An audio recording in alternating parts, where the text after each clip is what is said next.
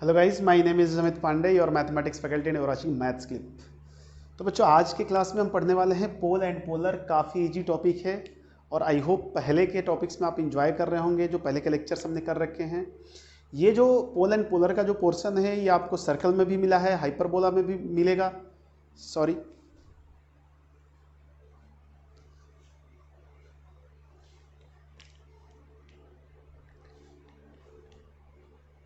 Hello guys, my name is Amit Pandey और mathematics faculty and you are watching maths clip.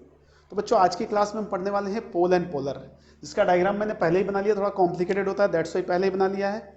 और I hope इससे पहले के लेक्चर्स आपको अच्छे लग रहे होंगे और समझ पा रहे होंगे, क्योंकि पहले के नहीं समझोगे तो अभी समझ में आना थोड़ा मुश्किल होगा। फिलहाल इस टॉपिक की बात करें तो ये टॉपिक आपको पहले भी सर्कल में आ चुका है, पैराबोला में आ चुका है, एलिप्स में आ चुका है, एंड देन हाइपरबोला। ये लास्ट चैप्टर है हमारे कोऑर्डिनेट ज्योमेट्री का, तो यहाँ भी है। थोड़ा सा मैं यहाँ पे डिटेल में डिस्कस करने वाला हूँ। सर्कल में भी काफी डिटेल में डिस्कस हुआ है, बीच में हमने डायरेक्टली सॉल्व किया है। तो ये चूंकि लास्ट पोर्शन है आपके किसका, कोऑर्डिनेट ज्योमेट्री का, दैट्स वाई इसमें हम थोड़ा डिटेल में जा रहे हैं। इसमें कुछ क्वेश्चंस भी कर लेंगे तो थोड़ा सा हमारा कॉन्फिडेंस भी बूस्ट हो जाएगा। और इस पे यदि क्वेश्चन आता है, और एक बात मुद्दे की ये भी है, मैं आपको बता दूं कि इस पे क्वेश्चन डायरेक्टली नहीं आता, मतलब पोल और पोलर लिख के नहीं आएगा क्वेश्चन में। हमें आइडेंटिफाई करना पड़ेगा कि ये पोल और पोलर का क्वेश्चन है। जो अभी एग्जांपल्स लेंगे उससे आइडिया लग जाएगा आपको। ज्यादा इधर उधर सोचने की जरूरत नहीं है, ज्यादा सोचेंगे तो कंफ्यूज होने के चांसेस बहुत ज्यादा होते हैं। इसलिए मतलब उतना ही सोचे जितनी जरूरत है। तो देखो, मैं डायग्राम पहले ही बना दिया हूं, मैं इसको समझा रहा हूं अच्छे से, आप देखेंगे मैं डिक्टेट कर रहा हूं और फिर मैं इसको बताऊंगा कि कैसे पोल और पोलर को हम डील करेंगे। देखो क्या होता है कि हमारे पास वेरिएबल कॉर्ड्स होती हैं। मैं डेफिनेशन लास्ट में लिखूंगा, पहले समझ लें आप। वेरिएबल कॉर्ड्स होती हैं जो किसी एक फिक्स पॉइंट से पास करती हैं। वो फिक्स पॉइंट है P, हमारे पास फिक्स पॉइंट है, P इज फिक्स पॉइंट। इससे हमारे पास कितने कॉर्ड्स पास कर रही हैं आप ध्यान से देखें। तो मैं यदि इसको बोलूं chord number 1, this is chord number 2 and this is chord number 3, ठीक है। इनफाइनाइट कॉर्ड्स हो सकती हैं किसी पॉइंट से पास करते हुए, बट चूंकि बहुत सारी कंस्ट्रेंट है अपने पास और एक रफ डायग्राम बनाना, इसलिए हमने समझने के व्यू से 3 ही कॉर्ड लिए हैं। जरूरत होगी तो 4-5 लेके भी बना सकते हो आप, ऐसा कोई कंपल्सन नहीं है। अब क्या बोलता है कि किसी भी वेरिएबल कॉर्ड्स जो कि किसी एक फिक्स पॉइंट से पास हो रही है, वेरिएबल कॉर्ड्स जो कि एक फिक्स पॉइंट से पास हो रही है, यदि उनके एंड पॉइंट्स पे मैंने टेंजेंट्स खींचा, देखें C1 ये रहा, इसके एंड पॉइंट यदि मैं बोलूं, सपोज A1 और B1 बोल दूं, A1 और ये रहा B1। ध्यान से देखें, बहुत इसमें थोड़ा सा कॉम्प्लिकेटेड दिखेगा आपको। A1 B1, इसके एंड पॉइंट पे हमने टेंजेंट खींचा है T1 डैश। ध्यान से देखो यहाँ पे T1 डैश एंड T1, इसका point of intersection this is, ये पॉइंट ऑफ इंटरसेक्शन आया है, ठीक है ना। इंटरसेक्शन आया, पॉइंट ऑफ इंटरसेक्शन पहले का, ठीक है। ऐसे ही दूसरे कॉर्ड पे हमने क्या किया है, दूसरे कॉर्ड ये रहा, दूसरा कॉर्ड देखो C2 के, ये इसको मैं A2 ले लेता हूं और दिस इज B2। तो इसके भी एंड पॉइंट पे मैंने T2 डैश खींचा है, रेड लाइंस हैं। T2 देखो इस पॉइंट पे खींचा गया है और T2 डैश इस पॉइंट पे ये खींचा गया है, ठीक है। इनका पॉइंट ऑफ इंटरसेक्शन कहां आया है, ये आया है, ठीक है। और C3 के जो एंड पॉइंट्स हैं कॉर्ड्स के, that will be A3 and B3। Suppose इनके भी एंड पॉइंट पे हमने कॉर्ड्स टेंजेंट खींचे हैं। तो टेंजेंट इसमें क्या रखा है हमने, T3 एंड T3 डैश। देखो T3 इसके एंड पॉइंट पे है और T3 डैश इसका पॉइंट ऑफ इंटरसेक्शन ये रहा। 3 पॉइंट ऑफ इंटरसेक्शन मिले। हुआ क्या है समझो कि पोलर निकालते कैसे हैं। मतलब किसी वेरिएबल कॉर्ड्स जो फिक्स पॉइंट से पास हो रही है, उनके एंड पॉइंट पे यदि मैं टेंजेंट खींचता हूं तो उन सारी टेंजेंट का जो पॉइंट ऑफ इंटरसेक्शन होता है उसका लोकस, मतलब यदि मैं इन पॉइंट ऑफ इंटरसेक्शन को मिला दूं, मैं डॉटेड लाइन से मिलाया हूं, आप ध्यान से देखो डॉटेड लाइन ये दिख रही होंगी आपको। तो दिस इज कॉल्ड पोलर, और polar is nothing but polar is a line, it is a line, ठीक है। ध्यान रखें कभी भी ये क्या हो जाएगा, पोलर है। मतलब मैं क्या बोलूं, locus of point of intersection of tangents. कहां पे टेंजेंट्स बन रही है, at end points of a variable chords which passes through a fix point. बात समझें, ठीक है ना। तो ये पोलर हो जाएगा। Polar is nothing but a line and this point P is called pole of this hyperbola and this is polar of this hyperbola. ये स्टैंडर्ड हाइपरबोला है। और किसी भी केस में आप सर्कल में रहें, पैराबोला में रहें, एलिप्स में रहें या हाइपरबोला में रहें, डेफिनेशन यही है, ठीक है ना, कि वेरिएबल कॉर्ड्स जो कि एक फिक्स पॉइंट से पास हो रही हैं, उनके एंड पॉइंट्स पे यदि हम टेंजेंट खींचते हैं तो उनके पॉइंट ऑफ इंटरसेक्शन का लोकस। मैं एक एक पॉइंट फिर से बता रहा हूं, आप ध्यान से देखो।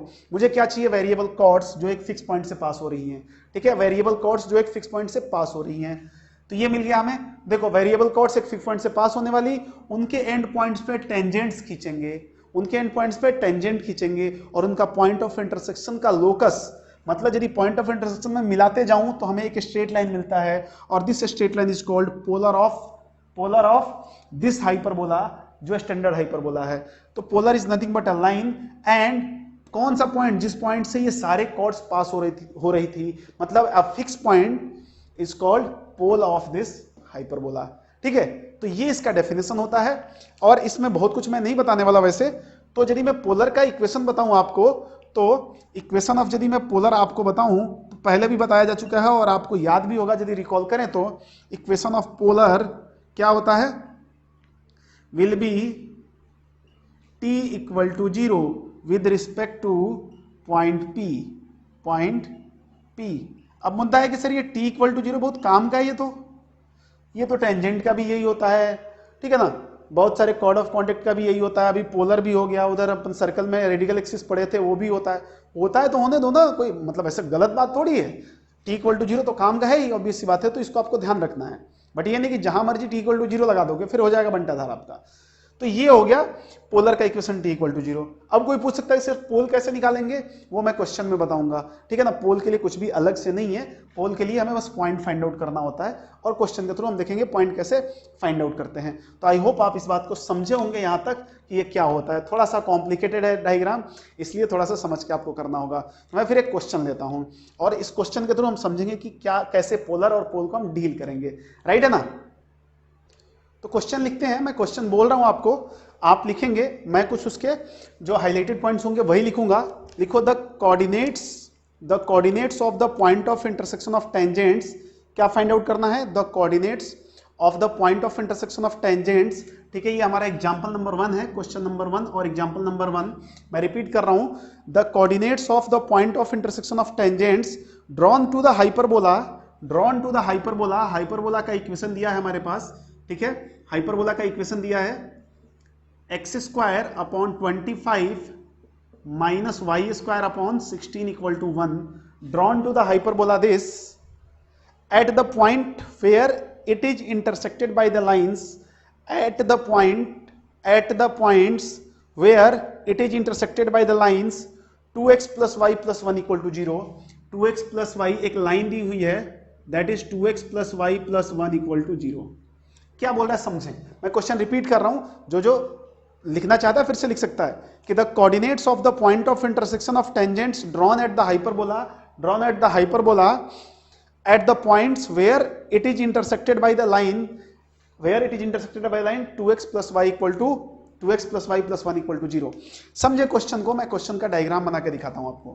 क्या बोल रहा है कि इसका सॉल्यूशन देखो ध्यान से, सबसे पहले डायग्राम समझने की कोशिश करना। ये हमारे पास हाइपरबोला है, कहीं ना कहीं स्टैंडर्ड टाइप का ही हाइपरबोला है, तो स्टैंडर्ड टाइप का हाइपरबोला तो इसको बना लेते हैं, ठीक है। और वो लाइन है, राइट है, ये लाइन है सपोज। अच्छा, ये लाइन बनाने के लिए जरूरी नहीं कि आप बिल्कुल लाइन को मतलब करेक्ट बनाओगे, जस्ट एक हम डायग्राम बना रहे, रफ डायग्राम बना रहे, तो सपोज मैं बोल देता हूं कि ये हमारी लाइन है, ठीक है ना। हो सकता है कि इस लाइन इस इक्वेशन के कॉरस्पॉन्डिंग ये लाइन करेक्ट नहीं है, बट अभी बस एक्सप्लेनेशन के लिए ले रहे हैं। इस लाइन का इक्वेशन है 2x plus y plus 1 equal to 0। Hyperbola का इक्वेशन पहले से हमें पता है। क्या बोला है कि ये लाइन ना इस पैराबोला को 2 पॉइंट पे कट करेगी, ऑब्वियस सी बात है 2 पॉइंट पे कट करेगी। तो इन दोनों पॉइंट पे यदि मैं टेंजेंट खींचता हूं, इन दोनों पॉइंट पे टेंजेंट खींचो, टेंजेंट मैंने खींच दिया, ये देखो ध्यान से, ये मैं यहां पे एक टेंजेंट खींचता हूं, ठीक है, ये इसी पॉइंट पे टेंजेंट है, और इस पॉइंट पे भी टेंजेंट खींचो तो इस पॉइंट पे भी टेंजेंट खींच दिया। बोला इसका पॉइंट ऑफ इंटरसेक्शन बताओ, मतलब यदि ये मैं बोलूं t एंड t डैश, तो मुझे ये पॉइंट ऑफ इंटरसेक्शन चाहिए, p के कोऑर्डिनेट्स चाहिए। यही बात अभी इस क्वेश्चन में बतानी है, और इस क्वेश्चन को ध्यान से देखोगे तो कहीं ना कहीं ये पोल एंड पोलर का थोड़ा सा आपको हिंट दे सकता है। वैसे विदाउट पोलर पोलर के ही करेंगे और आगे पोलर पोलर के क्वेश्चन लेने वाले हैं। अब क्या होगा देखो ध्यान से, इस पॉइंट P के रिस्पेक्ट में ये जो लाइन है, यदि मैं इसको यहाँ पे इस पॉइंट ऑफ इंटरसेक्शन को A और B बोल दूं कि इस पॉइंट पे इंटरसेक्ट कर रही है। अब मैं क्या करता हूं कि P के कोऑर्डिनेट्स मान लेता हूं, late P B x1 y1, ठीक है, ध्यान से देखते रहो। अब इस पॉइंट P के रिस्पेक्ट में जो AB है वो क्या कॉर्ड ऑफ कॉन्टेक्ट का काम कर रहा है, पॉइंट P के रिस्पेक्ट में AB, तो मैंने लिखा equation of AB, equation of AB क्या हो जाएगा, ये COC with respect to P, होगा कि नहीं, होगा कि नहीं, COC कॉर्ड ऑफ कॉन्टेक्ट, और इसका इक्वेशन क्या हो जाएगा, T इक्वल टू 0 P के रिस्पेक्ट में, T इक्वल टू 0 बनाओ P के रिस्पेक्ट में, क्या हो जाएगा x हमने क्या माना, x1 ही माना है, तो अच्छी बात है, x1 upon 25 minus y1 upon 16 equal to 1, equation number 1। But AB का इक्वेशन ऑलरेडी गिवन है, AB का इक्वेशन ऑलरेडी गिवन है, हमें पता है कि AB क्या है, AB क्या है 2x plus y plus 1 equal to 0। देखें सेकंड क्वेश्चन, सेकंड इक्वेशन, अब ये भी AB का इक्वेशन और ये भी AB का इक्वेशन, इट मींस दोनों इक्वेशन सेम लाइन को रिप्रेजेंट कर रहे हैं, तो मैंने क्या किया, कंपेयर कर लिया, मैंने क्या बोला, कंपेयर इक्वेशन 1 एंड 2, कंपेयर कर लेंगे, हो गया, बस सॉल्व हो गया, कंपेयर करो, कोफिशिएंट कंपेयर होता है, तो x1 upon 25 upon 2 means into 2 is equal to minus y1 upon 16 minus y1 upon 16 upon 1, y का कोफिशिएंट 1 है, और ध्यान से देखिए ये 1 उधर है और ये 1 इधर है, तो इसको उधर भेजना पड़ेगा, तो ये 1 लोगे तो ये -1 हो जाएगा, तो दिस इज 1 अपॉन -1।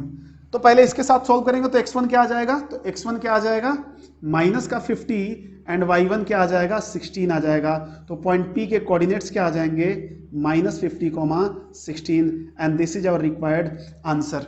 ठीक है जी, ये हमारा रिक्वायर्ड आंसर हो गया, मैं पॉइंट P के कोऑर्डिनेट्स निकाल दिए। तो ये पोल एंड पोलर का क्वेश्चन नहीं था, अभी अगला क्वेश्चन पोल एंड पोलर से ही आएगा।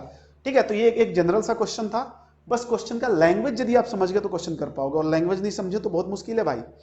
ठीक है ना, तो मुश्किल पैदा ना करें, आप समझने की कोशिश करें, कंसेप्ट को समझो तो सब कुछ समझ में आ जाएगा। और शुरू से बोलते आ रहा हूं कि जब भी कोऑर्डिनेट ज्योमेट्री के क्वेश्चन आए तो फोटो बनाना ना भूलें, फोटो बना लिए सब कुछ सॉल्व हो गया, फोटो नहीं बनाए नहीं हो पाएगा, बहुत क्लियर वर्ड है इसका। ठीक है ना, तो आई होप इस क्वेश्चन को समझे होंगे आप। ठीक है, तो अभी फिलहाल क्या करेंगे, आप वीडियो पॉज करके इसको लिखेंगे, मैं मिटा रहा हूं, लेकिन ये जो पिक्चर है ये आपके माइंड में बिल्कुल क्लियर कट होनी चाहिए कि what is pole and what is polar, क्योंकि अगला क्वेश्चन इसी पे बेस्ड होने वाला है। ठीक है ना, ये प्रीवियस टॉपिक्स के जो लेक्चर थे उनमें कहीं ना कहीं इनके कंसेप्ट पढ़ाए गए थे, तो ये क्वेश्चन रिमेनिंग था तो मैंने यहाँ पे करा दिया। तो ये मैं बोल रहा हूँ फिर से, ये आपके माइंड में बिल्कुल क्लियर कट पिक्चर एक बन जानी चाहिए कि हाँ ऐसे पोल आया था और ऐसे पोलर आया था, ताकि हम अभी कोई भी क्वेश्चन लें तो समझ पाएं कि हाँ हम उसका कंसेप्ट यूज करेंगे। तो आई होप आप समझ पा रहे होंगे, तो आप लिखो, मैं मिटा रहा हूं। क्वेश्चन नंबर 2 लेते हैं, क्वेश्चन नंबर 2 और एग्जाम्पल नंबर 2। ठीक है, लिखेंगे आप कि the pole of the line 3x minus y equal to 2, एक लाइन दिया हुआ है 3x minus y equal to 2, the pole of the line this with respect to hyperbola x square upon 1, हाइपरबोला का इक्वेशन भी दिया हुआ है x square upon 1 minus y square upon 4 equal to 1। ठीक है ना, इसके रिस्पेक्ट में हमें पोल बताना है, पोल बताना मतलब पॉइंट बताना है। ठीक है, कभी कभी क्वेश्चन में पता भी नहीं होगा कि आपको पोल पूछ रहा है, पोलर पूछ रहा है, आप सर्कल के एग्जाम्पल्स जाके देखें, वहां पे पता भी नहीं चलता है। ठीक है ना, तो इसका सोल्यूशन करते हैं। देखो क्या बोल रहा है कि बोला इसके रिस्पेक्ट में पोल चाहिए, इसका मतलब ये क्या रहा होगा, पोलर रहा होगा।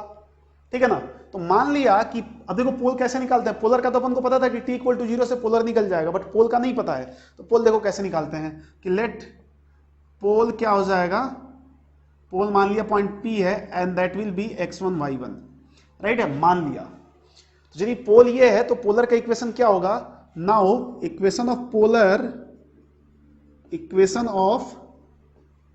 Polar with respect to P, मतलब पोल के रिस्पेक्ट में पोलर का इक्वेशन क्या होता है, t इक्वल टू 0, मतलब इस हाइपरबोला के लिए t इक्वल टू 0 क्या लिखेंगे, x x1, तो अच्छा x1 y1 ही माना है, तो this is x x1 upon 1 minus y y1 upon 4 equal to 1। ठीक है ना, इसको इक्वेशन नंबर 1 मान लिया, मतलब ये पोलर है, मतलब ये क्या है, पोलर है। ठीक है ना, ये भी पोलर है और पोलर का इक्वेशन भी हमारे पास पता है, क्योंकि this is also polar of this hyperbola. हमने बोला and 3x minus y equal to 2, equation number 2 is also polar of parabola, above parabola. ठीक है जी, इसका मतलब यहां भी केस वही आ गया कि दो इक्वेशन जो एक ही लाइन को रिप्रेजेंट कर रहे हैं, मतलब इक्वेशन 1 और इक्वेशन 2 दोनों सेम लाइन को रिप्रेजेंट कर रहे हैं, तो इसका मतलब क्या हुआ, दोनों को कंपेयर कर लो, बात खत्म है। हमने बोला कंपेयर 1 एंड 2, कंपेयर 1 एंड 2, तो एक 1 और 2 को कंपेयर करोगे तो क्या हो जाएगा, x1 अपॉन 1 का तो कोई रोल नहीं है, तो x1 upon 3 equal to minus y1 upon 4 upon minus 1, minus y1 upon 4 upon minus 1 यहां पे आ जाएगा। ठीक है, इक्वल टू 1 अपॉन 2, बात खत्म है, माइनस कैंसिल आउट हो गया। तो x1 की वैल्यू डायरेक्टली कितनी आ रही है, 3/2। यहां से हमने क्या देखा, x1 equal to 3/2 and y1 कितना आएगा, y1 यहां से देख लो, y1 इक्वल टू 4/2 मीन्स 2। तो हमारे पास पोल जो होगा वो क्या हो जाएगा, x1, y1 मतलब 3/2, 2। देखो कितना आसानी से पोल आ गया। तो जब भी आपको पोल पूछे तो पहले क्या करो, पोल को मान लो x1 y1 या कुछ भी मान लो, h k मान लो, a b मान लो, और उस पोल के रिस्पेक्ट में पोलर का इक्वेशन निकालें और डेफिनेटली पोलर गिवन होगा, पोल और पोलर में कहीं ना कहीं डायरेक्टली और इनडायरेक्टली यदि एक गिवन है तो दूसरा गिवन होगा। ठीक है, एक पूछा है तो दूसरा गिवन होगा, सॉरी एक गिवन है तो दूसरा नहीं, एक पूछा है तो दूसरा गिवन होगा। तो पोल के केस में सबसे पहले पोल के कोऑर्डिनेट्स मान लें, पोलर निकालें और कंपेयर करें, यही फंडा चलता है थ्रू आउट, इसमें और कुछ फंडा हो ही नहीं सकता, राइट है ना। तो एग्जांपल नंबर 3 लेते हैं, एग्जांपल नंबर 3 और क्वेश्चन नंबर 3 व्हाटएवर। ठीक है, तो आप लिखेंगे कि the locus of the poles of the chords of the hyperbola, the locus of the poles of the locus of the poles, एक पोल नहीं है, प्लूरल है, poles of the chords of the hyperbola, hyperbola का equation दिया हुआ है, hyperbola का equation हमारे पास है 4x square minus 16y square equal to 144, right है। ठीक है, 4x स्क्वायर, ठीक है, 9x स्क्वायर है, सॉरी 4 नहीं है यहाँ पे, 9x स्क्वायर है, 9x square minus 16y square equal to 144, which subtends a right angle at its center, which subtends a right angle at its center, किसके सेंटर पे, हाइपरबोला के, which subtends a right angle at its center। ठीक है, ध्यान से देखो क्या निकालना है, locus of poles of the chords of the hyperbola। ठीक है ना। अब इसमें डायग्राम बनाना थोड़ा सा टफ होगा, इसको विजुअलाइज करो आप क्या बोल रहा है। ठीक है ना, विजुअलाइजेशन पे ये क्वेश्चन हो जाएगा, सॉल्यूशन देखो आप। किसका में निकालना है, पोल्स के लोकस निकालने हैं, तो जिस भी पॉइंट का लोकस निकालना है तो उसको क्या मान लेते हैं, h के। उन्हें मान लिया कि लेट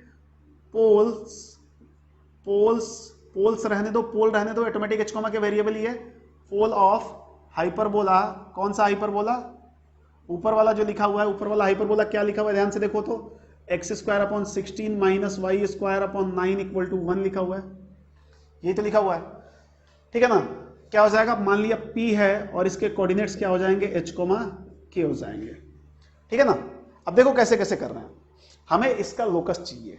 ठीक है, और कैसे, देखो ये जो मैं एक रफ डायग्राम बना रहा हूं, ये बोल रहा है कि पोल्स किसके चाहिए, हमें उस कॉर्ड्स के चाहिए ना, उस कॉर्ड्स के जो यदि ये बनाऊं तो इसके सेंटर पे क्या बना रहा हो, राइट एंगल बना रहा हो। ऐसे जितनी भी कॉर्ड्स होंगी उनके पोल्स का लोकस चाहिए, ऐसी कॉर्ड्स चाहिए जो यहाँ पे राइट एंगल बना रही हैं। तो ऐसी कॉर्ड्स इधर भी बन सकती हैं, ऐसी कॉर्ड्स सपोज इधर भी बन सकती हैं कि राइट एंगल बना रही हैं, तो इनके हम यहाँ पे टेंजेंट खींचेंगे, यहाँ टेंजेंट खींचेंगे और फिर पोलर निकालते रहेंगे, उसके रिस्पेक्ट में पोल मिलता रहेगा हमें।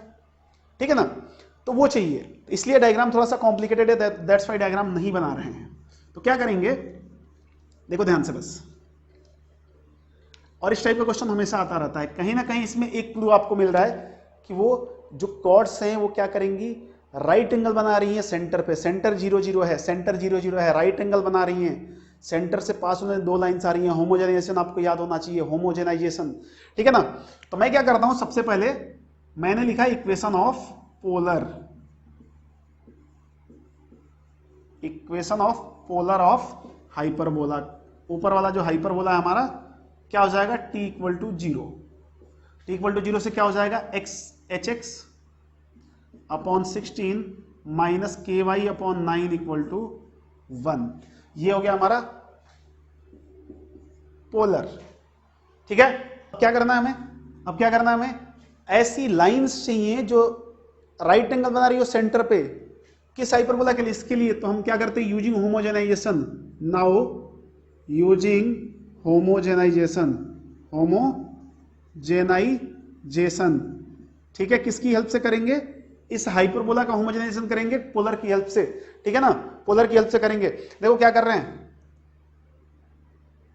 उसका इक्वेशन क्या है, x square upon 16 minus y square upon 9 equal to 1। 1 की जगह क्या लिखेंगे, ये रहा 1, ये लिख दें, एच एक्स अपॉन 16 माइनस के वाई अपॉन 9 का होल स्क्वायर। होमोजेनाइजेशन यदि आपको नहीं आता तो आप स्ट्रेट लाइन के लेक्चर में जाके देखें, होमोजेनाइजेशन वहां पे बताया गया है, ये पूरा उसी पे बेस्ड है, हर चैप्टर में 1-2 क्वेश्चन ऐसा लिया जाता है, ठीक है।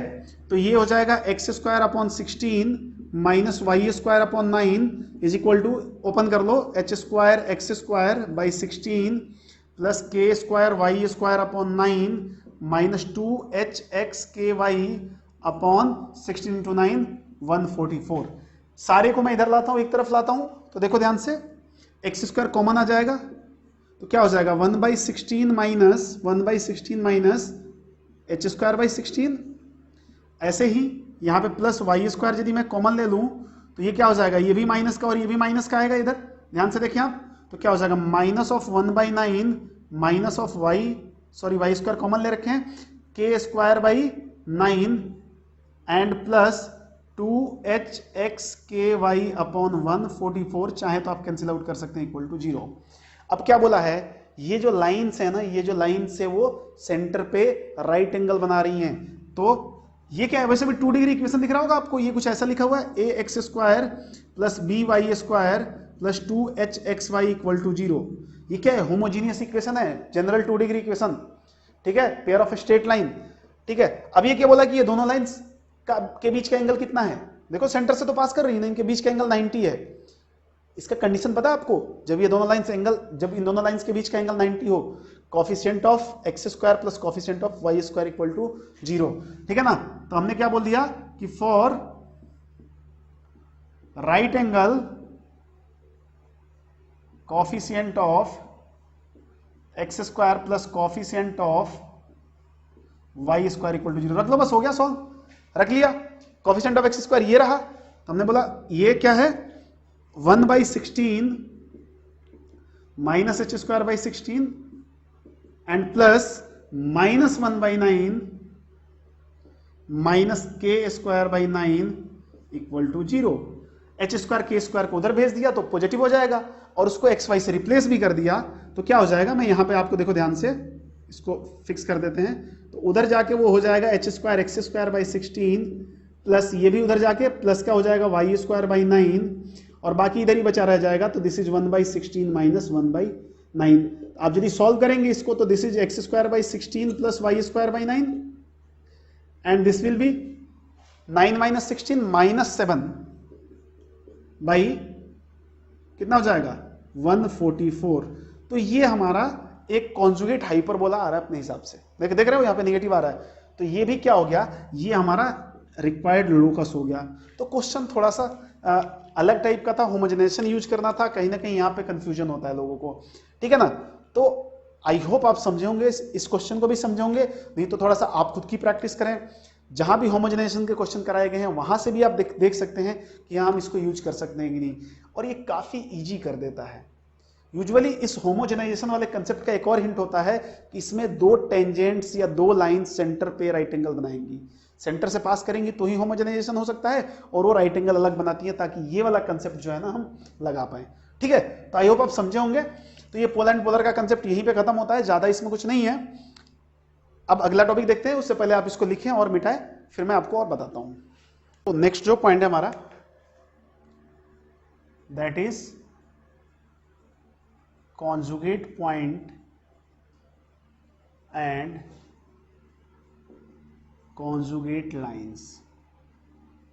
बहुत इजी है, बस समझ लेना इसको, बस समझना जरूरी है, बाकी बहुत इंपॉर्टेंट नहीं है, नहीं भी समझ में आए तो कुछ दिक्कत वाली बात नहीं है। वैसे कंप्लीशन के लिए, मतलब कि चैप्टर कंप्लीट हो, उसके लिए बहुत जरूरी है कि आपको थोड़ा बहुत आइडिया हो इसके बारे में। पहले मैं बात करता हूँ कॉन्जुगेट पॉइंट्स की। तो अब 2 तरीके होते हैं इसको बताने के, एक तो पूरा डिफाइन मैं करूं, डेफिनेशन के थ्रू पूरा लैंग्वेज बताऊं क्या है, उससे मतलब नहीं, आप समझ लो पहले इसको।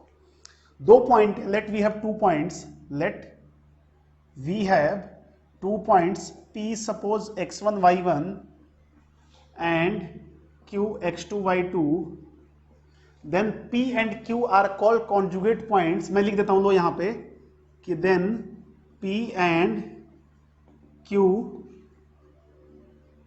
are called conjugate points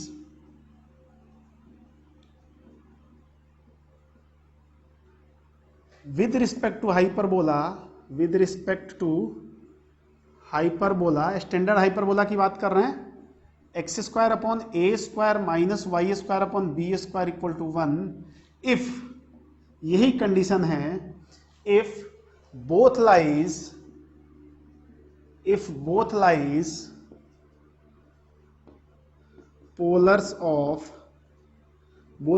polars of each other. बात को समझने की कोशिश करें, मतलब P जो होगा वो Q के पोलर पे लाई करेगा और Q जो होगा वो P के पोलर पे लाई करेगा. यदि ऐसे कोई भी दो पॉइंट मिलते हैं जो एक दूसरे के पोलर पे लाई करते हैं तो वो क्या होते हैं? कॉन्जुगेट पॉइंट्स होते हैं. और कॉन्जुगेट लाइंस क्या होती हैं? जो एक दूसरे के पोल से पास करें. बात खत्म है. देखो, पोल पॉइंट होता है तो वहां से लाइंस पास करेंगी और पोलर लाइन होता है तो उस पर पॉइंट्स होंगे. इसका मतलब क्या हुआ कि यदि मैं लिखूं यहां पे now equation of polar, condition में बता रहा हूं कि ये कॉन्जुगेट पॉइंट्स के कंडीशन क्या होता है. Equation of polar with respect to P की बात करता हूं मैं, P x1 y1, तो पोलर का इक्वेशन क्या होता है? T इक्वल टू 0 होता है. मैं लिख सकता हूं x x1 अपॉन ए square minus y y1 upon b square equal to 1. ठीक है, ये तो पोलर का इक्वेशन हो गया जो पॉइंट P से P के रिस्पेक्ट में है. बट इसके पोलर पे पॉइंट Q भी लाई करेगा. तो हमने बोला कि point Q lies on equation number 1. ये तो लाइन ही तो है. हमने बोला point Q lies on above line, hence क्या हो जाएगा जी? इसके ऊपर रख दो x1 को, तो ये क्या हो जाएगा ऊपर? x1 x2 upon A square minus y1 y2 upon b square equal to 1. और ये क्या होता है? Condition of conjugate points. This is condition for 2 points to be conjugate.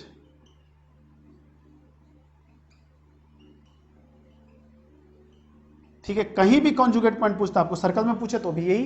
अब सर्कल के लिए यहाँ पे इक्वेशन चेंज हो जाएगा तो ये कंडीशन चेंज हो जाएगा, बट कंसेप्ट यही है. कंसेप्ट में कोई फर्क नहीं पड़ने वाला.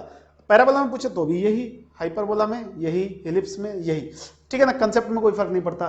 कॉन्जुगेट लाइंस क्या बोलूंगा? कॉन्जुगेट लाइंस के लिए देखो यहीं पे मैं डिफाइन कर रहा हूं. 2 लाइंस, अब पूरा ऐसे नहीं लिखते हैं यार, वो गरीबों जैसी नहीं लिखते हैं कि 2 lines L1 and L2 are called conjugate lines if this and फलाना डिग्रा. सीधा कंडीशन पे जाओ. 2 लाइंस कॉन्जुगेट लाइंस कब होंगी? If both passes through poles of each other. ठीक है ना, मतलब लाइन 1 लाइन 2 के पोल से पास करेगी या लाइन 2 को लाइन 1 के पोल से पास करा दो. यदि दोनों एक दूसरे के पोल से पास करने लगी तो ये क्या हो जाएंगी? कॉन्जुगेट लाइंस हो जाएंगी.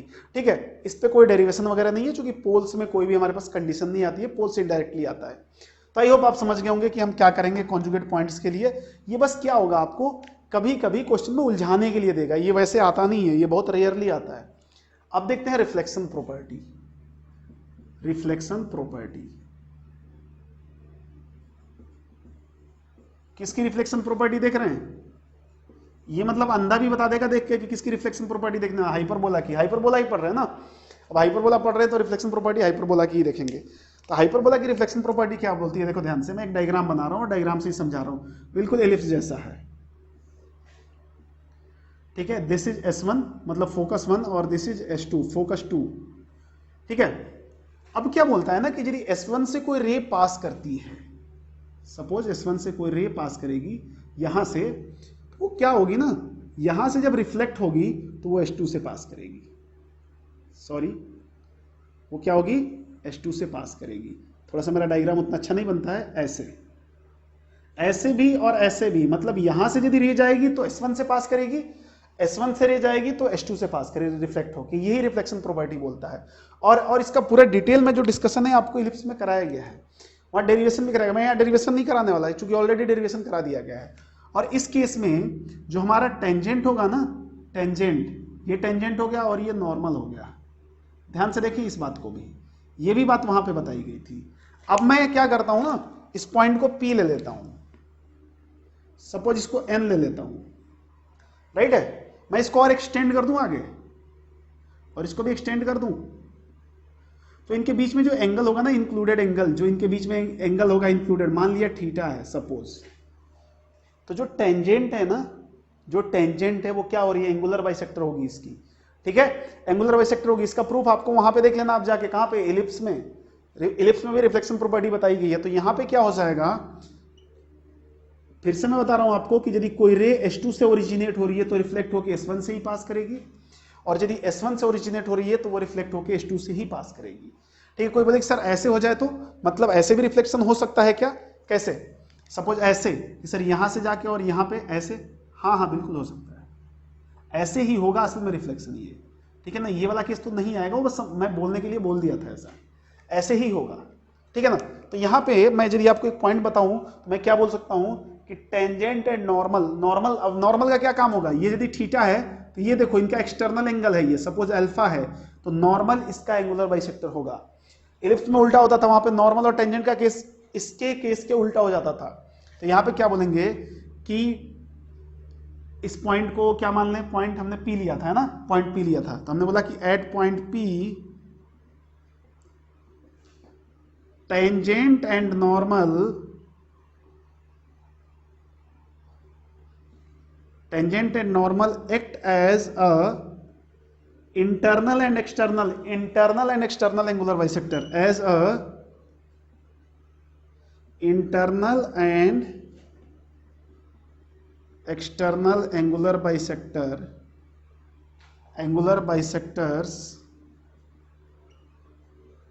of किसका, S1P and S2P, of S1P and S2P। ये रे है हमारे पास मान लो, या लाइंस है, ठीक है ना। तो इनका इंटरनल और एक्सटर्नल एंगुलर बाइसेक्टर होती है। इसका प्रूफ बहुत आसानी से दे सकते हो आप, इन दो ट्रायंगल्स को लेके कंपेयर कर सकते हो, S1PN एंड S2PN, इन दोनों को लेके कंपैरिजन कर सकते हो और बात आपका हो जाएगा। S1N upon S2N equal to PS1 upon PS2 का केस आता है, और वहां से हम आराम से PS1 PS2 निकालना आपको समझाया गया था, ठीक है ना। फोकल लेंथ डायरेक्ट्रिक्स से निकालते हैं, ये पूरा डिटेल में बताया गया है। मैं बोल रहा हूं इसको समझना है, आप इलिप्स का लेक्चर देखें, वहां पे मैं इसी लेक्चर के अंदर लिंक भी डाल दूंगा उसका, ठीक है। तो ये होता है इसका रिफ्लेक्शन प्रॉपर्टी। रिफ्लेक्शन प्रॉपर्टी तो आप बहुत आसानी से समझ जाओगे, लेकिन इस बात को भी समझना बहुत जरूरी है कि यहाँ पे टेंजेंट जो एंगुलर बाइसेक्टर है और नॉर्मल क्या है, एक्सटर्नल एंगुलर बाइसेक्टर है। तो ये जो है, ये क्वेश्चन क्या होगा, आपको ऐसे बना के कहीं दे देगा ना, आपको लगेगा ये तो फिजिक्स का क्वेश्चन है, क्योंकि रिफ्लेक्शन वगैरह अपन फिजिक्स में बहुत ज्यादा डिटेल में पढ़ते हैं, जो लाइट चैप्टर होता है वहां पे, ठीक है ना। और वैसे भी ये मिरर वगैरह जैसा दिख ही रहा है, लेंस और मिरर जैसा, ठीक है ना। तो ऐसा कुछ नहीं है कि आउट ऑफ सिलेबस हो जाएगा ये क्वेश्चन आ जाएगा तो कि सर बोनस हो जाएगा, बिल्कुल नहीं है ऐसा, इसमें भी होता है, ठीक है। तो आई होप समझ पाए होंगे ये, और ये पुरानी प्रॉपर्टीज हैं यार, ये इसकी इलिप्स की पुरानी प्रॉपर्टीज हैं, तो आई होप पहले से भी आप जानते होंगे, यदि अच्छे से पढ़े होंगे। नहीं पढ़े होंगे तो देख लो यार, कितना टाइम लगेगा, थोड़ा टाइम लगेगा, देख लो, ठीक है ना। तो आप इसको लिखोगे, पूरा थ्योरेटिकली है इसमें, और मैं इसको मिटा रहा हूं। अगला टॉपिक ले रहे हैं डायमीटर ऑफ हाइपरबोला। ध्यान से देखना, अगला है डायमीटर ऑफ हाइपरबोला। देखो क्या है, मैं बहुत ही फ्रैंकली आपको बता दूं कि यदि आपको इलिप्स अच्छे से पढ़े हो तो हाइपरबोला आ जाएगा यार, पूरा का पूरा डेरिवेशन एज इट इज आता है, 75% derivation as it is, questions as it is. तो क्यों ना आप अच्छे से इलिप्स पढ़ लो, ठीक है। डायमीटर ऑफ हाइपरबोला, अब डेफिनेशन क्या होता है डायमीटर का, जो डेफिनेशन आप सर्कल में लिए थे, जो पैराबोला में लिए थे, जो इलिप्स में लिए थे, वही यहाँ भी होता है। क्या होता है, locus of mid point of system of parallel chords. तो मैं लिख देता हूं बहुत इजी वे में, ठीक है, locus of mid points of system of parallel chords. ये पैरेलल का सिंबल मैंने बता दिया, पैरेलल कॉर्ड्स, ठीक है ना।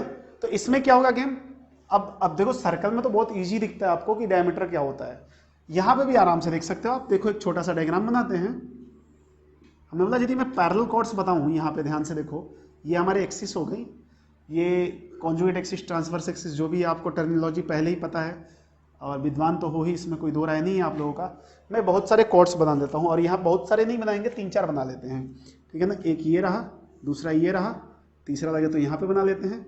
अब ये क्या बोला ना, ये सिस्टम ऑफ पैरेलल कॉर्ड्स, मतलब बहुत सारी कॉर्ड्स होंगी, पैरेलल होंगी, तो इनका स्लोप क्या होगा, फिक्स होगा। स्लोप मतलब सबका एक ही जैसा होगा ना। मान लिया इसका स्लोप m होगा, क्योंकि जब हम कॉर्ड्स की बात कर रहे हैं और पैरेलल की बात कर रहे हैं, तो इसका मतलब पक्का स्लोप गिवन होगा, तो ये हमारे पास गिवन होगा। तो बोला कि इन सबके मिड पॉइंट का यदि आप लोकस निकाल दो ना, सपोज इसका मिड पॉइंट यहाँ है, इसका मिड पॉइंट सपोज कहीं इधर ही है, ठीक है ना, इसका मिड पॉइंट कहीं इधर है। मैं बोला इन सबको मिला दें, यदि ऐसे पैरेलल खींचते जाएं और सबको मिला दें, तो मुझे क्या मिल जाएगा, डायमीटर मिल जाएगा। तो मैं बोला चलो ठीक है, इसके मिड पॉइंट का मैं लोकस निकाल देता हूँ। मिड पॉइंट को मान लिया P और उसको h कोमा k बोला, और इसका लोकस निकाल देंगे। हमें पता क्या है इस कॉर्ड के लिए, स्लोप पता है बस। इस कॉर्ड का स्लोप पता है और मुझे इसके मिड पॉइंट का लोकस बता देंगे। यदि लोकस बता देंगे तो बात खत्म है, कि मतलब इस स्लोप की जितनी भी लाइंस होंगी उनके मिड पॉइंट का लोकस का मतलब मिड पॉइंट कैसे वैरी कर रहा है, उसका ट्रेजेक्टरी क्या है। तो बस कोई दिक्कत नहीं है। अब मान लेते हैं कि ये मिड पॉइंट हमें पता चल गया, तो किसी भी कॉर्ड को हम लिख सकते हैं उसके मिड पॉइंट फॉर्म में, पता है ना अपन को, लिख लेते हैं ना। Equation of chord, equation of chord in mid point form, in mid point form क्या होता है, t इक्वल टू S1 पता है ना, with respect to point P, तो t इक्वल टू S1। अच्छा ये हाइपरबोला कौन सा है, वही है जो पहले से आ रहा था, x² upon a² minus y² upon b² equal to 1, इस स्टैंडर्ड वाला है। t इक्वल टू S1 लगा दो, t क्या हो गया हमारे पास, x(x1) मतलब hx, तो this is hx upon a² minus ky upon b², और 1 को इधर लाया तो -1, ये हो गया t इक्वल टू S1 मतलब इसको पुट कर दो इसमें, तो ये क्या हो जाएगा, h² upon a² minus k² upon b² -1, t equal to ये S1 का फॉर्मूला हो गया। मतलब ये क्या हो गया हमारे पास, कॉर्ड, इस कॉर्ड का इक्वेशन हो गया, वेरिएबल कॉर्ड। अब उस वेरिएबल कॉर्ड की खासियत क्या है कि इसका स्लोप फिक्स है, स्लोप m है। तो मैं देखूं तो ये एक लाइन का इक्वेशन लिखा हुआ है, ध्यान से देखो, x का कुछ कॉफिशिएंट है, x का कुछ कॉफिशिएंट है, y का कुछ कॉफिशिएंट है, और बाकी कांस्टेंट है। तो यदि मैं इस लाइन का t equal to S1, obvious सी बात एक लाइन होती है, ठीक है ना, तो इस लाइन का मैं स्लोप बोलूं, m क्या होता है, किसी भी लाइन का स्लोप, यदि लाइन ऐसे लिखी हुई है ax plus by plus c equal to 0 के फॉर्म में, स्लोप डायरेक्टली लिख सकते हो माइनस a अपॉन b, याद है ना ये, तो यहां भी लगा लो वही, माइनस ऑफ a का मतलब x का कॉफिशिएंट क्या है, h अपॉन a², तो मैंने बोला minus of h upon a² upon y का कॉफिशिएंट है ना b, और माइनस क्यों दिया, एडिशनली माइनस लेते हैं, तो ये क्या हो जाएगा, minus of k upon b², ये हमारा हो गया स्लोप m, ठीक है।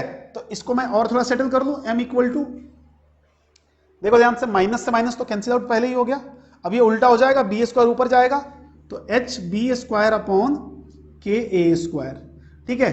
अब लोकस को मैं एक्चुअली लोकस को कैसे लिखते हैं, h को x से रिप्लेस करते हैं, k को y से, k को मैं यहां पे लाता हूं, तो k लाऊंगा और वो y बन जाएगा, ये k यहां आ गया, m यहां चला जाएगा क्रॉस मल्टीप्लीकेशन में, तो नीचे क्या हो जाएगा a² m, और ऊपर क्या हो जाएगा b² x। This is required equation of diameter. अरे ऐसा ही कुछ तो आया था वहां भी, कहां, इलिप्स में, यहां प्लस हुआ करता था इसलिए माइनस में आया होगा, यहां माइनस में आया होगा, बस और कुछ फर्क नहीं है।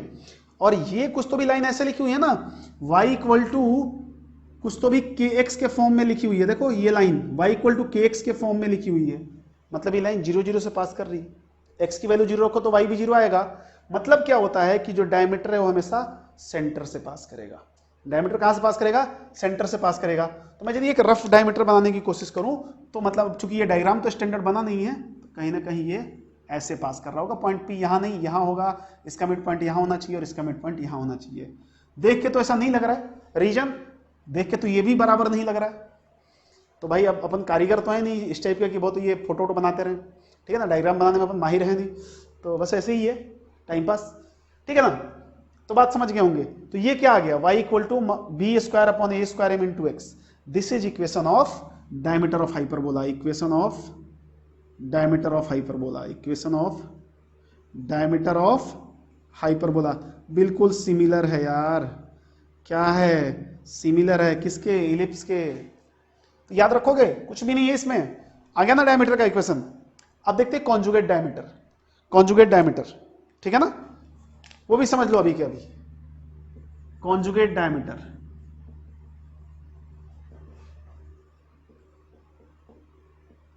ठीक है, थोड़ा समझना क्या है, समझना है यहां से, कुछ भी नहीं, कुछ खास नहीं है, डायरेक्टली हम चाहे तो कंडीशंस पुट कर सकते हैं, कोई बहुत बड़ी बात नहीं है। तो आप सबसे पहले इसका डेफिनेशन लिखिए कॉन्जुगेट डायमीटर का, कि two diameter are said to be conjugate to each other, two diameters are said to be conjugate to each other, two diameters are said to be conjugate to each other if each chord parallel to one diameter, if each chord parallel to one diameter is bisected by the other diameter, if each chord parallel to one diameter is bisected by the other diameter।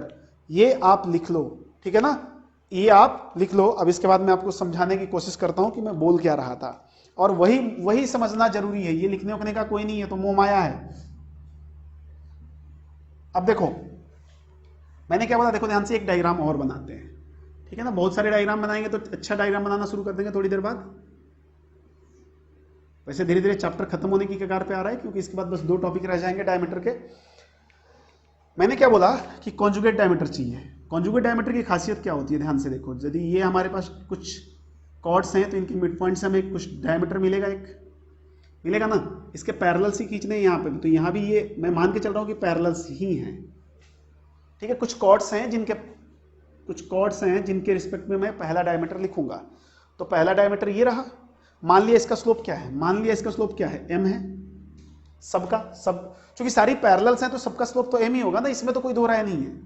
तो इसके लिए मैं एक diameter बना देता हूं आपको, suppose इसके लिए जो डायमीटर है ये है, ठीक है ना, इनके मिड पॉइंट से पास हो रहा है। मैं फिर भी बोला कि देखो ये मिड पॉइंट लग नहीं रहा है, ये सारे मिड पॉइंट्स लग नहीं रहा है, लेकिन मान के चलो, दिल पे पत्थर रख के ये मान लो कि हम मिड पॉइंट्स ही हैं, क्योंकि कोई अपन स्टैंडर्ड डायग्राम तो बना नहीं पाए हैं, ठीक है। तो इसको मैं डायमीटर 1 बोल देता हूं। अब क्या बोला कि जो कॉन्जुगेट डायमीटर कैसे बनता है, देखो ध्यान से। अब यदि इस डायमीटर के पैरेलल मैं लाइंस खींचना शुरू करूं, इस डायमीटर के पैरेलल, ध्यान से देखो, मैं ट्राई करता हूं कि इस डायमीटर के पैरेलल में कुछ लाइंस खींच पाऊं, ठीक है, just I am trying, okay. ये ना समझे कि बिल्कुल परफेक्ट खींच पाएंगे, ठीक है। तो बोला यदि इसके मिड पॉइंट से इन, मतलब अब ये जो रेड वाले कॉर्ड्स आ गए ना, कॉर्ड्स तो इस केस में नहीं बोलेंगे, ये वहां पे इलिप्स में कॉर्ड्स बनते हैं, लेकिन जो ये रेड वाली लाइंस है ना, इनका मिड पॉइंट का जो लोकस होगा वो दूसरा एक डायमीटर देगा। मान लिया इनका मिड पॉइंट, और दूसरी बात है कोई भी डायमीटर होगा सेंटर से ही पास करेगा, तो सपोज ऐसे पास कर गया, तो दिस इज डायमीटर 2। अब यही बोल रहा है, सॉरी ऐसे नहीं पास करेगा, सॉरी बिल्कुल नहीं ऐसे पास करेगा, ये ऐसे पास कर जाएगा सपोज, ठीक है। ये हो गया डायमीटर नंबर 2। अब देखो कॉन्जुगेट डायमीटर में बोल क्या रहा है, अब समझ लो, फोटो से समझ लो, डायग्राम से समझ लो। देखो ये जो है ना, ये डायमीटर 2, ये और ये कॉर्ड्स पैरेलल हैं, ये ब्लैक वाली कॉर्ड्स और डायमीटर 2 पैरेलल हैं, और ये जो डायमीटर D1 और रेड वाली कॉर्ड्स पैरेलल हैं। मतलब यदि मैं डायमीटर 1 के पैरेलल कॉर्ड्स खींचूं और उनके मिड पॉइंट्स को मिला दूं तो दूसरा डायमीटर मिलेगा, और इस डायमीटर के पैरेलल कॉर्ड्स रखो और उसके मिड पॉइंट को मिला दूं तो पहला डायमीटर मिलेगा। यही होता है कॉन्जुगेट डायमीटर। फिर से एक बार बता रहा हूं, यदि पहले डायमीटर कोई भी D1 D2 कोई भी लिख सकते हो, किसी एक डायमीटर के पैरेलल कॉर्ड्स खींचूं, किसी भी एक डायमीटर के पैरेलल कॉर्ड्स खींचूं और उसके मिड पॉइंट को मिला दूं तो दूसरा डायमीटर मिल जाएगा। यही मुद्दा है, किसी भी एक डायमीटर के पैरेलल कॉर्ड्स खींचो और उसके मिड पॉइंट्स को मिला दो तो दूसरा डायमीटर मिल जाएगा। ये होते हैं कॉन्जुगेट डायमीटर्स। कुछ कंडीशन भी होती है क्या? बिल्कुल होती है कंडीशन। अब यदि मैं D1 का इक्वेशन लिखूं, मैं बोलूं इक्वेशन ऑफ D1, ध्यान से देखें, इक्वेशन ऑफ D1, ठीक है। अच्छा D2 है तो इसके लिए स्लोप M2 मान लेते हैं, और D1 है इसके लिए स्लोप M1 मान लेते हैं। इक्वेशन ऑफ D1, ये तो बहुत बेसिक सा है, अभी इक्वेशन निकाले थे। तो ये क्या हो जाएगा, यदि इन कॉर्ड्स का स्लोप M है, इन कॉर्ड्स का स्लोप M है, वैसे इसका भी M हो जाना चाहिए लेकिन फिलहाल कोई दिक्कत नहीं है। इन कॉर्ड्स का स्लोप M है, तो देखो या M1 इसको मान लो और M2 इसको मान लो, छोड़ो ना,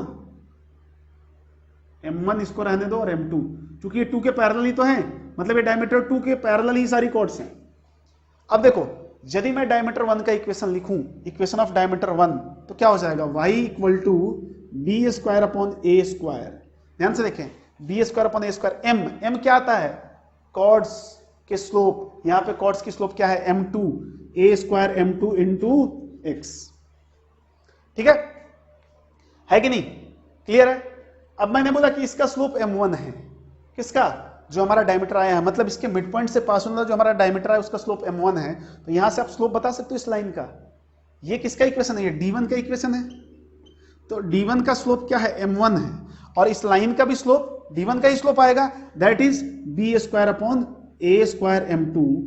यदि मैं इसको क्रॉस मल्टीप्लाई करूं m1 m2 को, तो क्या आ गया, b square upon a square. आप कंपेयर कर ले इलिप्स से जाके, यदि इलिप्स का याद है तो ये भी याद है, मतलब दो डायमीटर्स यदि कॉन्जुगेट हैं तो उनका कंडीशन क्या होता है, m1 m2 b square upon a square होता है, या condition for conjugate diameters is equal to m1 m2 equal to b square upon a square, right है। m1 m2 क्या हो जाएगा, b square upon a square. अच्छा ये b square a square वाला केस आप समझ गए होंगे, माइनस होता है इलिप्स में, minus of b square upon a square, वहां भी बिल्कुल अच्छे समझाया गया, तो वहां भी जाकर आप समझ सकते हैं। तो ये भी आपको ध्यान रखना है, नहीं ध्यान रखना है तो यदि आपको ये समझ में आया तो ये एक लाइन में निकाल सकते हो, सिंगल लाइन लगेगा आपको निकालना, ठीक है। तो ये अब कई बार आ चुके हैं ना यार, अभी इलिप्स में पढ़ लिए, अब हाइपरबोला में पढ़ लिए, तो देख लेंगे। तो आई होप आप समझ गए होंगे क्या होता है डायमीटर, क्या होता है कॉन्जुगेट डायमीटर, ठीक है। इसका कुछ प्रॉपर्टीज देख लेते हैं, डायमीटर की कुछ प्रॉपर्टीज होती हैं, तो मैं यहां पे बात करता हूं properties of diameter, properties of diameter of hyperbola, ठीक है। इनको याद ही रख लेना है आपको, ठीक है। बहुत कुछ सिमिलर है आपके इलिप्स से, तो याद रख लेंगे, क्योंकि अब डेरिवेशन जरूरी नहीं है कि हम उस चैप्टर में भी किए तो यहाँ भी करेंगे, ऐसा जरूरी नहीं है, और कहीं ना कहीं यहाँ पे डेरिवेशन थोड़ा कॉम्प्लिकेटेड है, दैट्स वाई मैं बोल रहा हूँ। प्रॉपर्टी नंबर 1 लिखे आप, in a pair of conjugate diameter of a hyperbola, मैं लिख देता हूं, in a pair of conjugate diameter of the hyperbola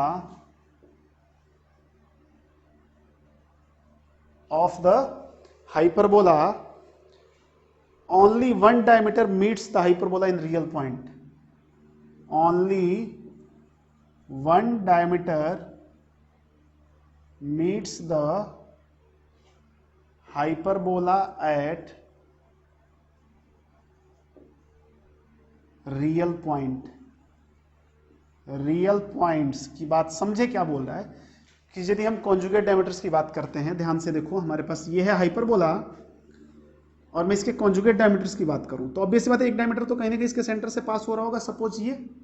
अब मैं सारे कॉर्ड्स नहीं बनाने वाला, ठीक है, तो इसके पैरेलल जो कॉर्ड्स होंगे उसके मिड पॉइंट से दूसरा पास हो रहा होगा, तो सपोज मान लो ऐसे पास करा लो या जैसे मर्जी पास करा लो, सपोज वो ऐसे होगा, ठीक है ना। तो आपको वैसे भी देख के भी लग रहा है ना, अरे कितना भी रफ डायग्राम है बट कहीं ना कहीं थोड़ा तो करेक्ट है ना, आप देख के भी बता सकते हो कि दूसरा जो है ना हमारा, ये डायमीटर 2 मान लिया और ये डायमीटर 1 मान लिया, तो क्या बोल रहा है, डायमीटर 1 जो है ना वो हाइपरबोला को रियल पॉइंट पे इंटरसेक्ट करेगा, ये रियल पॉइंट पे देखो 2 पॉइंट पे इंटरसेक्ट कर रहा है, बट ये कहां इंटरसेक्ट करेगा, नहीं करेगा मतलब इनफाइनाइट पे हो सकता है टच करे, तो वो इमेजिनरी पॉइंट हो गया, ठीक है, मतलब टच नहीं कर सकता, ये टच नहीं करेगा, वही बोला है कि ओनली वन डायमीटर, कौन सा मुझे नहीं पता, आप हो सकता है d1 इसको ले लें, d2 इसको ले लें, लेकिन एक ही डायमीटर रियल पॉइंट पे इंटरसेक्ट करेगा। तो आई होप आप इस बात को समझ गए होंगे, ये पहली प्रॉपर्टी है। प्रॉपर्टी नंबर 2 बोलेंगे, प्रॉपर्टी नंबर 2, अब बिल्कुल आप इसको आप रिलेट करें वहां से, इलिप्स से, इलिप्स को आप बिल्कुल सामने रख लें यदि आप पहले से लिख रखे हैं तो, और प्रॉपर्टी नंबर 2 लिखें, let P be a point on hyperbola, मान लो हमारे पास एक पॉइंट P है, that is a sec theta, ये तो होता ही है b tan theta, let P be a point, ये थीटा है, let P be a point on the hyperbola, standard hyperbola पे, हाइपरबोला कौन सा है हमारे पास, x square upon A square minus y square upon b square equal to 1, ठीक है, such that CP and CD are conjugate diameters of hyperbola, such that वहां पे जैसे हम P और D पॉइंट लिए थे, such that CP and CD are conjugate diameters of hyperbola, then the coordinates of DB, then the coordinates of D, जो D का coordinate होगा, मैं क्या बोला आपको, एलिप्स में जैसे हमने डायग्राम बनाया था वैसा डायग्राम उठाएं, D के कोऑर्डिनेट्स हो जाते हैं A tan theta and B sec theta, यहाँ पे कोऑर्डिनेट्स बिल्कुल उल्टा हो जा रहा है। इलिप्स में क्या होता था, π/2 से डिफर कर जाता था, π/2 से डिफर कर जाता था, ठीक है। और थर्ड क्या है, थर्ड प्रॉपर्टी आप लिखेंगे, third, if a pair of conjugate diameters meets the hyperbola, if the pair of, if a pair of conjugate diameters, if a pair of conjugate diameters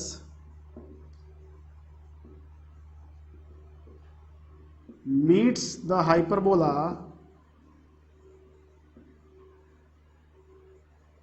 meets the hyperbola at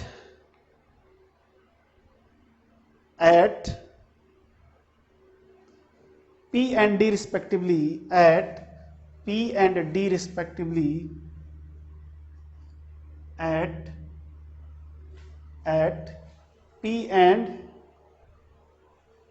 D respectively, then P and D respectively, then CP square minus CD square equal to A square minus B square। ये बिल्कुल को related है आपसे, ellipse में जाके देखें, CP square plus CD square equal to A square plus B square, I think कुछ ऐसा ही होता था।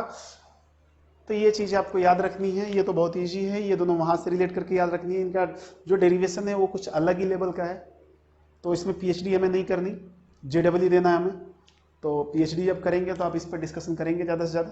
फिर भी ज़रूरत यदि मुझे लगेगी तो मैं इसको भी प्रूफ करके दे दूंगा, बस वैसी कोई ज़रूरत नहीं है, ठीक है। अननेसेसरी हम टाइम वेस्ट करें, JEE में कहीं प्रूफ नहीं पूछता, ना आपके स्टेट बोर्ड में प्रूफ पूछता है, नहीं इवन तो CBSE में पूछता है। जब प्रूफ पूछता ही नहीं है तो कुछ छोटी छोटी चीज़ें हम याद भी रख सकते हैं उसको, और प्रैक्टिस के थ्रू हम इसको, प्रैक्टिस के थ्रू याद रखो। ऐसा नहीं कि आप रटना तो कहीं भी मैथ में मतलब स्टैंड नहीं करता, समझना बहुत जरूरी होता है। तो ये हमारा डायमीटर का पूरा कंसेप्ट है। डायमीटर बहुत ही इजी टॉपिक होता है, बहुत छोटा टॉपिक होता है, और यूजुअली हमारे अंदर एक मिथ होता है कि डायमीटर केवल सर्कल का होता है। हर कोनिक का डायमीटर होता है, ये दिमाग में डाल दो आज से, हर कोनिक का डायमीटर होता है, ठीक है ना। और हर कोनिक का कॉन्जुगेट डायमीटर भी होता है। बात सही है ना। अभी हमने प्रूफ भी कर लिया, सबका डायमीटर निकाल के देख लिया, ठीक है। तो बात आप समझ गए होंगे। तो इस लेक्चर में हम इतना ही रहने देते हैं, अगले लेक्चर में हम फ्रेश टॉपिक स्टार्ट करेंगे, एसिम्पटोट्स। तो आई होप इस लेक्चर को आप इंजॉय किए होंगे, और इंजॉय वो बच्चा इंजॉय अच्छे से किया होगा जो पहले अच्छे से पढ़ा होगा। तो अभी भी आपके पास टाइम है, आप अच्छे से पढ़ें और घर पे रहें, सेफ रहें। Thank you so much.